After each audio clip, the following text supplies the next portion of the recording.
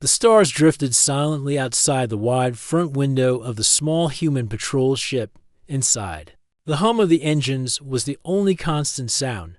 Captain Morin sat in the command chair, scanning the dark expanse. He had been on long border patrols many times before, but this night felt strangely still. The ship's crew of 6 moved quietly at their stations, each keeping watch on their screens. The silence broke when the navigation officer spoke. "Captain, I am picking up something strange. It is not from our side of space." Martin leaned forward. "Show me." On the screen, a faint blinking signal appeared. It pulsed slowly, almost weakly. The signal code did not match any known human frequency. Martin knew right away it was from beyond their explored regions. His eyes narrowed. "Distance?" he asked. 2,000 kilometers. "It's drifting," the officer replied. Martin thought for a moment. Out here, near the border of human territory, strange things sometimes appeared. Most were harmless debris or old probes, but sometimes they were more dangerous. He gave the order. "Change course. Let's take a closer look." The patrol ship glided through the darkness. As they approached, the object came into view, a sleek alien craft, silver and shaped like a crescent. Its hull bore marks of scorch and impact. Small fires flickered out along the edges before vanishing into the vacuum. It was clearly damaged. "No response to hails," said the communications officer. Martin studied the readings. Life signs. Faint, but present. One life form inside. His decision was quick. "Prepare a boarding team. We need to see if they need help." Minutes later, Martin stood in the airlock with 2 crew members in light. Boarding armor. The outer door opened, revealing the alien craft locked to their ship. A dim blue light glowed from inside its narrow corridor. The air smelled faintly metallic. They moved cautiously, weapons lowered but ready. The corridor led to a small control room. There, seated in a chair that seemed shaped for a taller figure, was someone who made Martin pause. The figure was a young woman, though clearly not human. Her skin had a pale silver tone, like moonlight over water. Her hair, long and deep black, flowed over her shoulders. She wore a simple, elegant uniform with a crest on the chest, a symbol of a rising star over a crown. Her eyes were a calm shade of violet, watching them without fear. She did not move quickly or speak, only lifted her chin slightly as they entered. Martin noticed she was breathing carefully, as if conserving her strength. "I'm Captain Martin," he said, keeping his voice steady. "We are here to help." The woman tilted her head, as if listening to sounds only she could hear. Then she slowly stood. Her movements were graceful but deliberate, like she was trying to appear calm even in danger. Martin guessed she was wounded. Though she tried not to show it, she spoke in a flowing language he did not understand. The words carried a rhythm, almost musical. Martin shook his head lightly. "I can't understand you, but you are safe here." The woman studied him for a long moment, then tapped a small device on her wrist. A faint holographic image appeared. 2 ships, one chasing the other. The one in front looked like hers. The one behind was dark and sharp, almost like a blade. She pointed to herself, then to the chased ship in the image. Then she placed her palm over her chest and gave a small, almost formal nod. Martin understood enough. She was running from something. The burns on her ship made sense now. "All right," he said. "Come with us. We will keep you safe." She hesitated, only for a moment before stepping forward. One of Martin's crew reached to assist her, but she gently raised a hand to refuse. She walked steadily, though he could see the effort it cost her. Back aboard the patrol ship, the crew looked on with quiet curiosity. They had never seen someone like her before. Martin guided her to the medical bay. The ship's medics scanned her quickly. Her injuries were not life-threatening, but needed attention. She accepted the treatment without complaint, her eyes calmly moving over the room as if memorizing every detail. While she rested, Martin returned to the bridge. The alien craft had been secured and powered down.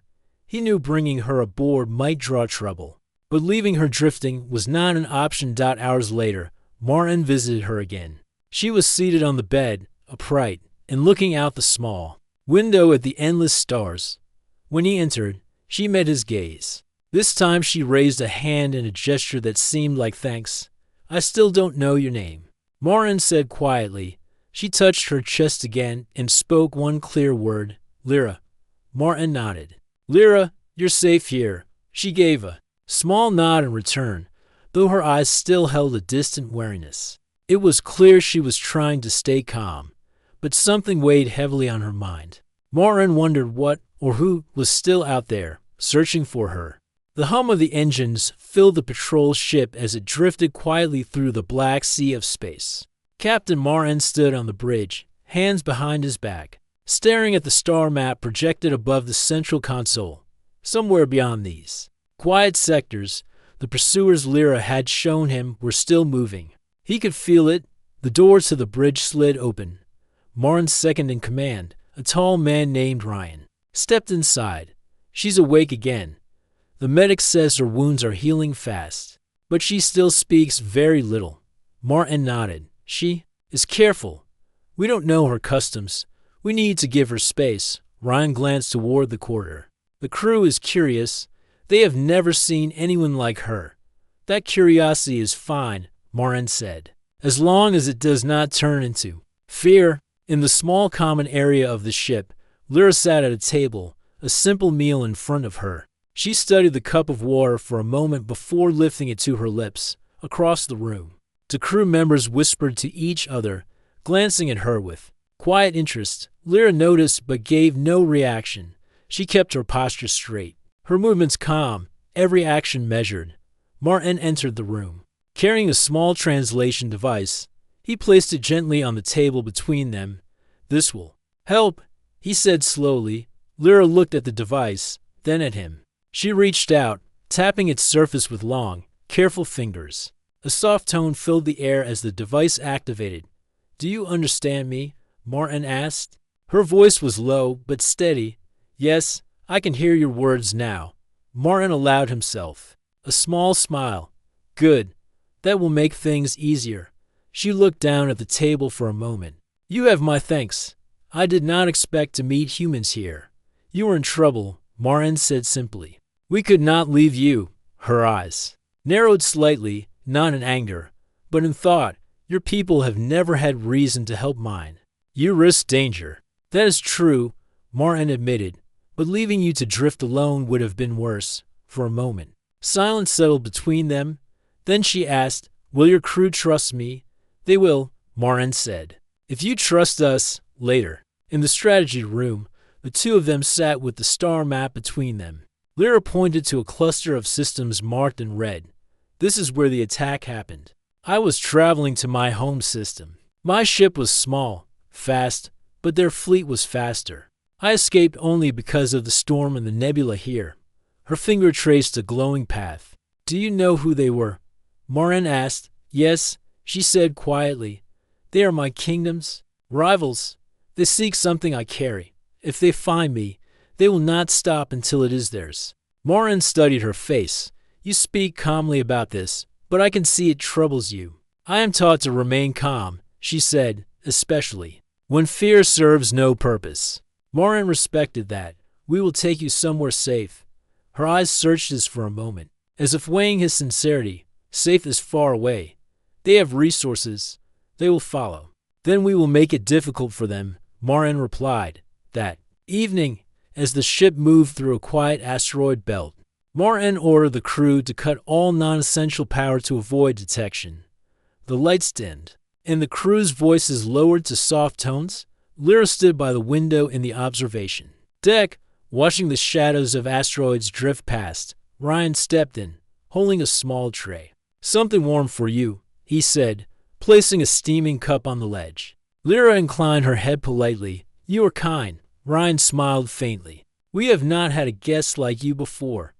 The captain says you are important. She looked out at the asteroids again. Importance is not always a gift. In the middle of the night cycle, the alarm from the long-range scanner broke the silence. Morin was on the bridge within seconds. Report, he ordered. The sensor officer's hands moved quickly over the console. Faint readings. Could be a patrol. Could be them. Lyra appeared in the doorway, her expression unreadable. "It is them," she said softly. Morin turned to her. "How do you know?" "I know their engines. The sound is different from yours. It is low, almost like a pulse. I can hear it in the ship's hull."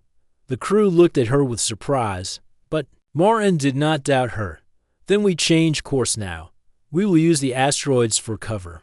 The patrol ship moved silently, weaving through the floating rocks. Lyra stood beside Morin, her eyes following every movement on the display. At one point, she leaned in slightly and pointed.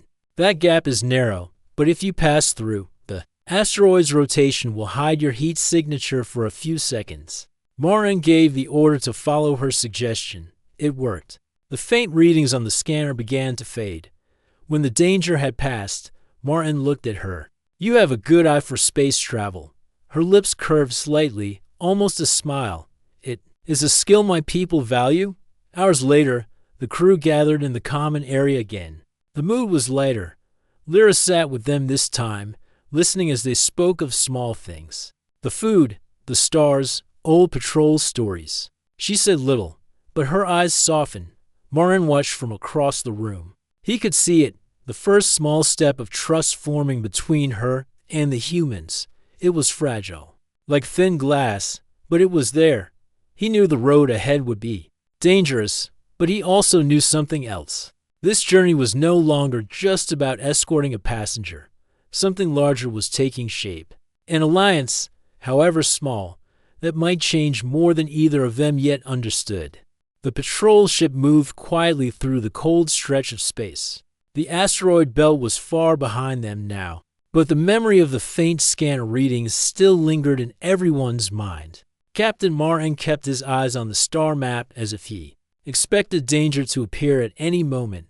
The bridge was calm, but it was the kind of calm that comes before a storm. Crew members spoke in short sentences, their voices low, outside. The stars shone like frozen lights against the darkness. Lyra stood at the side of the bridge, watching the humans work. Her arms were folded, her posture straight, her gaze steady. She had not spoken much since the near encounter, but Morin noticed her eyes always moved between the scanner display and the wide front window. She was alert, always listening. The silence broke when the navigation officer spoke. "Captain, I am picking up movement at long range. Multiple objects. No transponder signals." Morin's jaw tightened. "How many?" "3, the officer replied. "And they're fast." Ryan leaned over the console. "That speed is not civilian." Lyra stepped closer. "It is them. Their ships travel in threes when hunting. The center ship will be the strongest. The others are for flanking." Morin turned to her. "How long before they reach us?" She studied the readings for a moment. "At their current speed, perhaps 2 hours, but they will try to cut the distance faster. They know my ship is damaged." Morin gave his orders quickly. "Increase speed. Keep the asteroid fields and nebulae between us whenever possible. Reroute extra power to the engines." The hum of the patrol ship deepened as the engines pushed harder. The stars outside stretched into faint lines in the common area. The crew prepared for possible combat. Panels were checked, energy cells replaced, and emergency supplies secured. The mood was tense, but no one complained. They knew the risks of serving at the edge of human space. Lyra walked through the room quietly, observing their work. One young crew member hesitated when she passed, then spoke. "Is it true they are after you?" She paused and met his gaze. "Yes, but they will not win if we work together." Her calm voice seemed to ease him. He gave a small nod and returned to his task. Back on the bridge, the scanner readings grew sharper. The enemy ships were now within medium range. Their shapes appeared on the holographic display. Sharp, dark vessels with long, narrow bodies, built for speed and precision. "They're adjusting course to intercept," Ryan said. "Keep them guessing," Morin replied. "Change direction every 10 minutes. Don't let them predict us." Lyra stepped closer to the controls, pointing at a faint blue patch on the star map. "If we pass through here, the gas cloud will block their sensors for a short time. But it is unstable. Your ship will need careful navigation." Morin studied it. "We'll take the risk, plot the course, The patrol ship entered the glowing mist of the gas cloud. The view outside turned hazy, the stars fading into shifting swirls of pale blue and green. The ship's sensors began to flicker with static. Visibility reduced. The navigation officer reported. Lyra stood beside Morin, her eyes fixed on the readings. Their sensors will be worse than yours in here, but we must not slow down. The minutes passed slowly. Every faint sound, a creak in the hull, a shift in the engines, felt louder in the haze. Then, faintly, the scanner lit up. One enemy ship had entered the gas cloud behind them. They're following, Ryan said. Martin's voice was steady. Stay on course. We will lose them before we leave the cloud. Lyra's gaze moved between the displays. They will try to fire blind, hoping to hit us by chance. If they do, it will be from the left side. Martin made a quick decision. Shift all shields to the left arc. Adjust course slightly right. Moments later, a faint tremor shook the ship. A bolt of energy scraped the shield, but the deflection held. The crew exchanged quick glances. The princess had been right. By the time the patrol ship emerged from the gas cloud, the scanner showed no sign of the enemy vessel inside it. But the other two ships had circled wide, waiting outside. They're still with us, Ryan said. Martin nodded. Then we keep moving. Prepare evasive maneuvers. The patrol ship dove toward a cluster of small moons orbiting a dark planet. The gravity wells made navigation tricky, but they also made it harder for enemy ships to get a clean shot dot as they weaved through the moons. Lyra watched the display with quiet intensity. She spoke without looking away. Your crew is skilled. They move without wasted motion. They've trained for years, Martin said. But we've never faced your enemies before. Your people are new to this part of the galaxy. She said, you learn quickly, but they have been at war for generations. Martin glanced at her. Then we'll have to be unpredictable. For the next hour, the chase continued. The enemy ships stayed close enough to track them, but far enough to avoid being drawn into traps. It was a game of patience, and both sides knew it. Finally, the scanner officer spoke again. They're pulling back slightly, range increasing. Ryan frowned. Why would they do that? Lyra's expression darkened. Because they are waiting. They know I cannot hide forever. They will follow until I am forced to stop. Martin understood now. This was not just a pursuit. It was a test of endurance. We'll see how long they can wait, he said firmly. Until then, we keep our ship and our passengers safe. Lyra met his gaze for a brief moment, and though she said nothing, there was a quiet respect in her eyes. The fragile trust between them had grown a little stronger. Far behind them, the shadows of the enemy ships glided through the dark, patient and silent, never losing sight of their prey. The patrol ships sailed through open space, the moons behind them now only faint dots. For a while, the scanners showed nothing unusual, but Captain Martin knew the enemy was still out there. He could feel it in the quiet tension of the crew and in the way Lyra's eyes kept drifting to the display screens. The silence broke when the scanner officer spoke sharply. Contact, 3 ships, closing fast. They're forming an attack pattern. Martin's voice was calm but firm. Battle. Stations. All crew to their posts. The lights on the ship dimmed, and a low alarm sounded. Crew members moved quickly, strapping in, checking controls, and bringing the shields online. Lyra stood at the side of the bridge, her posture straight. They will strike from different angles. They will try to distract you with the first wave, then strike harder from the opposite side. Martin nodded. Then we'll give them something else to think about. The first enemy ship came into view, a sharp, black vessel moving at high speed. It fired a burst of energy bolts. The patrol ship's shields flared bright for a moment as they absorbed the impact, shields holding. Ryan reported. The second ship appeared from the right, firing a long beam of energy. Martin gave the order, hard turn left, fire aft cannons. The patrol ship swung sharply. Its rear weapons released a stream of precise shots, catching the second ship's side. Sparks and fragments scattered into space. Minor damage to target, the weapons officer said. But the third ship came from above, dropping into position with dangerous speed. It fired a spread of missiles, each leaving a trail of bright light intercept. Those missiles, Martin ordered. The crew moved quickly, targeting and firing. 2 missiles were destroyed mid-flight, but one struck the lower shields, making the ship shake. Shields at 80%, Ryan called out. Lyra stepped forward, her voice steady. They will now focus all fire on your left side. If you shift shield power to that arc and turn your ship just enough to hide the weak side, you will last longer. Martin didn't hesitate. Do it. The patrol ship angled itself, showing only its strongest shield arc toward the enemy incoming. Fire splashed harmlessly across the glowing barrier. The enemy ships regrouped, circling like predators. Martin could see they were adjusting their positions for another coordinated strike. They want us to make a mistake, he said quietly. Lyra spoke without taking her eyes off the display. They are waiting for you to chase one of them. Do not give them that chance. Martin gave new orders. Ryan, load M charges. Target the smallest ship when they get close. Moments later, the enemy's smallest ship dove in, its weapons firing rapidly. The patrol ship took the hits, but stayed in position. Then, with a sudden burst of speed, Martin gave the command. Now, the EMP charge fired, hitting the enemy's side. The small ship's lights flickered and went out. It began to drift helplessly. One down. Ryan said. The remaining 2 enemy ships responded with aggression, firing rapidly and forcing the patrol ship into tight maneuvers. The crew worked quickly to keep the shields up and weapons firing. A sharp hit rocked the patrol ship. Shields at 60%, the weapons officer warned. Lyra turned to Martin. I can help.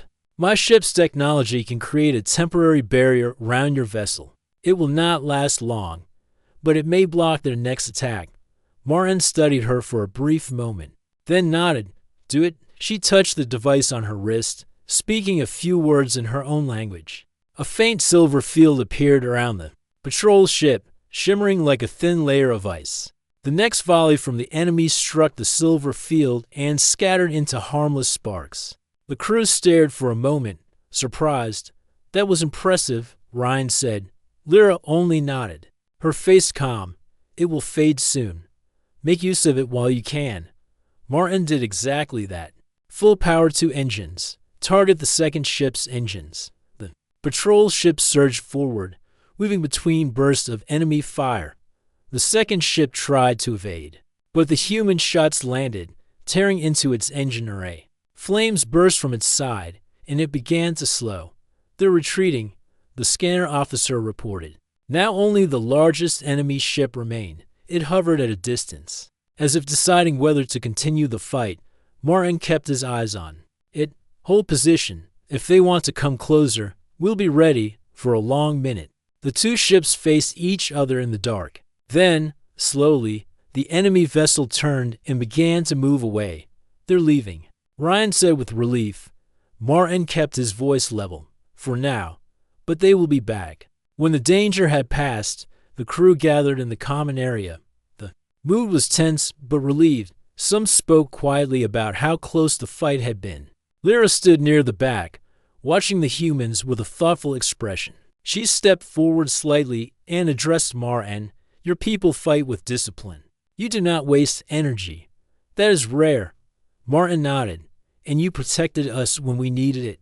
That is not something I will forget. For the first time since meeting her, Lyra allowed a faint smile to appear. Perhaps we will survive this after all. But deep inside, both of them knew the battle was far from over. The enemy had been wounded, not destroyed, and somewhere, out there, in the dark, they would be planning their next move. The patrol ship floated in the quiet shadows of a small moon. Its hull showed the marks of the recent battle, but the engine still hummed steadily. The crew worked in low voices, repairing panels and recharging the shields. For now, the enemy was gone, and the cold silence of space had returned. Captain Martin stood on the observation deck, looking out at the dark horizon. The fight had been close, too close. If Lyra had not used her strange shield, the patrol ship might not have survived. Footsteps approached from behind. He turned to see Lyra standing there, her silver-toned skin faintly lit by the glow of the moon below. You should rest, Martin said. I have rested enough, she replied. Her tone was calm, but her eyes seemed thoughtful. You should know the truth about why they are chasing me. Morin crossed his arms. I thought I already knew. You are important to them. You escaped. Lyra shook her head slightly. It is more than that. She looked out the window for a moment before speaking again. I carry something that could decide the fate of my people. If it falls into enemy hands, my kingdom will fall, and many worlds will follow. Morin waited for her to continue. It is called the Crystal Key, Lyra said. It is a device that can awaken an ancient defense system hidden on my homeworld. This system was built generations ago, in a time of great war. It has the power to protect our world from any fleet. Morin's brow furrowed. Then why not use it now? Because once it is activated, it cannot be stopped. It will guard our skies for 100 years. But it will also close our borders. No one will enter or leave. Trade, travel, exploration, all will end. My people fear becoming isolated again. Morin understood. So your enemies want the key to use it for themselves, yes? She said, if they control the system, they could turn it against my people or even against other worlds. That is why they will not stop until they have it. The weight of her words settled over the room. Morin knew this was no longer just about escorting a passenger to safety. If the enemy succeeded, it could threaten human space as well. You've been carrying this all along, he asked. Lyra touched the wrist device she always wore. It is hidden inside this. If the device is destroyed, the key will be lost forever. Morin studied her. She had risked a great deal by telling him this. Why tell me now? Because you risked your life for mine, she said simply, and because if they come again, you must understand what is at stake. Later, in the strategy room, Morin called the crew together. Lyra stood beside him, silent but steady. He told them what she had revealed. The room grew still as they listened. So we're carrying something every warlord in this sector would want? Ryan said, his voice tight. Yes, Morin replied. But we're also carrying the only person who can keep it out of their hands. The crew exchanged glances. No one spoke against the decision to keep helping her. They knew the risks. After the meeting, Lyra approached Morin again. You could still leave me at the next port, she said. You and your crew would be safe. Morin shook his head. We don't abandon our responsibilities, and now that I know the truth, I can't ignore it. There was a pause. Then Lyra said softly, that is not the way of many leaders I have met. Maybe that's why I'm not a leader of many. Morin replied with a faint smile. The next day, the patrol ship resumed its journey. Lyra spent more time with the crew, answering their questions about her world and listening to their stories. She seemed more at ease now, though her calm manner never changed. One evening, while the ship traveled through a long stretch of empty space, she joined Morin on the bridge. You move through the stars with confidence, she said, even when danger is close. Morin kept his eyes on the displays. Confidence is important. If the crew sees me afraid, they will lose focus. And are you afraid? She asked. He thought for a moment. Sometimes. But fear can be useful. It keeps you alert. Their conversation was interrupted by the scanner officer. Captain, we have a signal from Human Space Command. They've picked up unusual activity near the outer trade routes. Morin leaned over the console. The readings showed multiple ships moving in a pattern that could only mean one thing. The enemy was spreading out. Looking for them. They're hunting in wider groups now, Ryan said. They must know we hurt them in the last fight. Lyra's eyes narrowed slightly. They will come again, and they will bring more ships. Morin straightened. Then we need to be ready, and we need a destination they won't expect. Lyra hesitated, then said, I know a faster hyperspace route to my world. Few outside my people know it exists, but it is dangerous. The path passes through collapsing stars and unstable wormholes. One mistake, and the ship will be lost. Morin looked at her carefully. You're saying it's our best chance? It is our only chance to arrive before they do, she said. Morin considered it for a long moment. Then he nodded. Plot the course, as the new route loaded into the navigation system. The crew prepared for a journey unlike any they had. taken before. The map showed narrow paths twisting between deadly regions of space. Even the slightest miscalculation could end the mission. Martin turned to Lyra. If this works, we'll reach your home ahead of them. But if it doesn't, it will work. She said with quiet certainty. It must, in the stillness of the bridge. The two of them stood side by side, both knowing that the next stage of the journey would test not only the ship, but their trust in each other. Far away, somewhere in the dark, the enemy ships moved like shadows, closing in for the next strike.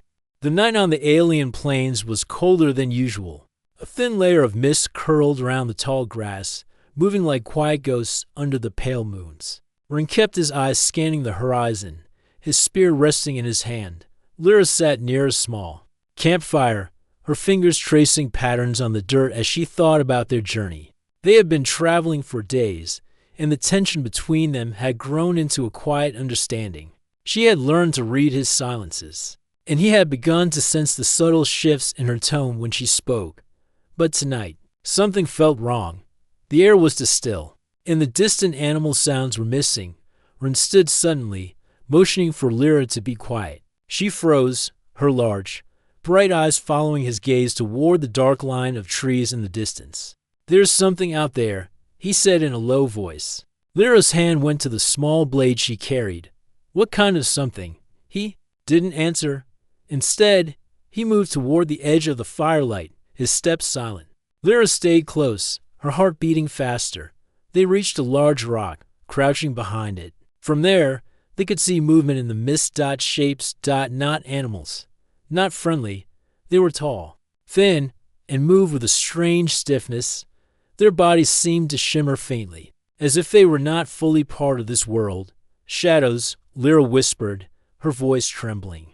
I've heard stories of them. They are not alive in the way we are. They hunt in silence, and they take what they want. Ren's grip tightened on his spear.